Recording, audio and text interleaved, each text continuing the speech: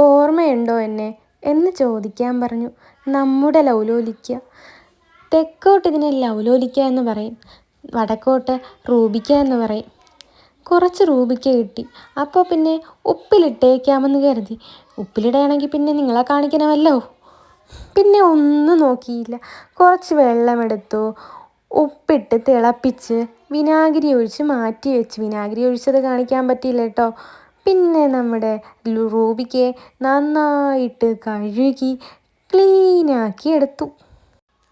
ശേഷം ഉപ്പിട്ട് തിളപ്പിച്ച് തണുപ്പിച്ച് മാറ്റി വെച്ചിരിക്കുന്ന വെള്ളവും ഈ റൂബിക്കയും മുളകും കാന്താരി മുളകും പിന്നെ നമ്മുടെ ഉടങ്കല്ലി മുളക്, തെക്കോട്ടാണ്, ഉടങ്കല്ലി മുളകും ഇട്ട് സെറ്റാക്കി അങ്ങ് അടച്ചു വെച്ച് കഴിഞ്ഞു. പിന്നെ നിങ്ങൾ വിഷ്വൽസ് കണ്ടു തീരാൻ കുറച്ച് സമയമെടുക്കും.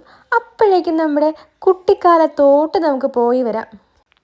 നമ്മുടെയൊക്കെ കുട്ടിക്കാലത്തെ വളരെ മനോഹരമാക്കിയിരുന്ന ഒന്നാണല്ലേ റൂബിക്ക.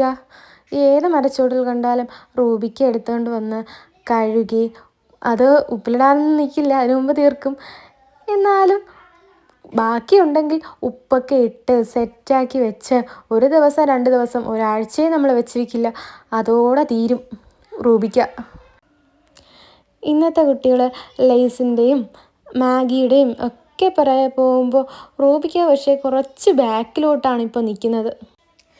ഇടയ്ക്ക് റൂബിക്കയോ നെല്ലിക്കയോ നമ്മുടെ പഴയ ഇതുപോലുള്ള ഐറ്റംസൊക്കെ കിട്ടുമ്പോൾ നമ്മുടെ കുട്ടികൾക്കൊക്കെ പരിചയപ്പെടുത്തി കൊടുക്കണം. നമ്മൾ ഒരു കാലത്ത് ഇതിനെയൊക്കെ നെഞ്ചിലേറ്റി നടന്നവരാണെന്ന്. എല്ലാവരും റൂബിക്ക നമ്മുടെ മക്കൾക്ക് പരിചയപ്പെടുത്തി കൊടുക്കണം. പിന്നെ ആദ്യമായിട്ടാണ് ഞാനൊരു വീഡിയോയ്ക്ക് വേണ്ടി ഇങ്ങനെ വോയിസ് ഓവർ കൊടുക്കുന്നതും സംസാരിക്കുന്നതും എല്ലാം. എന്തെങ്കിലും തെറ്റുണ്ടെങ്കിൽ ക്ഷമിക്കുക. അപ്പോൾ അടുത്ത വീഡിയോയിൽ കാണാം നമുക്ക്.